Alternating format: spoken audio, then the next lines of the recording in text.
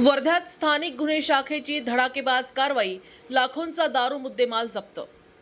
माननीय पोलीस अधीक्षक अनुराग जैन यांच्या आदेशानुसार वर्धा जिल्ह्यातील दारू तस्करांविरोधात स्थानिक गुन्हे शाखेनं मोठी कारवाई केली आहे। दिनांक 23 सप्टेंबर रोजी पोलीस निरीक्षक विनोद चौधरी यांच्या पथकानं नालवाडी येथील एका फ्लॅटवर टाकलेल्या छाप्यात शाहरुख जलील बेग आणि त्याच्या साथीदारांसह मोठ्या प्रमाणात देशी विदेशी दारू व बिअरचा साठा आढळून आला। या कारवाईत 1800 देशी दारूच्या बाटल्या, 221 विदेशी दारूच्या बाटल्या, 240 बिअर टन, 2 फ्रीज, 2 मोबाईल, 2 कार व 1 दुचाकी असा एकूण 27,67,450 रुपयांचा मुद्देमाल जप्त करण्यात आला आहे। तपासादरम्यान आरोपी शाहरुख बेग नागपूर येथील वासन वाईन शॉपमधून अवैध दारू आणत असल्याचे आणि एका अल्पवयीन मुलाकडून विक्रीचा व्यवसाय करून घेत असल्याचेही उघड झाले आहे। या तस्करीसाठी वापरलेला फ्लॅट अजय दिवाकर घुर्डे यांनी उपलब्ध करून दिल्याचे निष्पन्न झाले आहे।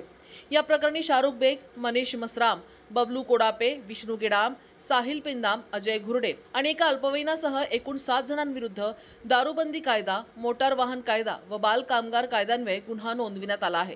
ही धडक कारवाई पोलीस अधीक्षक अनुराग जैन, अपर पोलीस अधीक्षक सदाशिव वाघमारे यांच्या मार्गदर्शनाखाली स्थानिक गुन्हे शाखेच्या पथकानं केली आहे।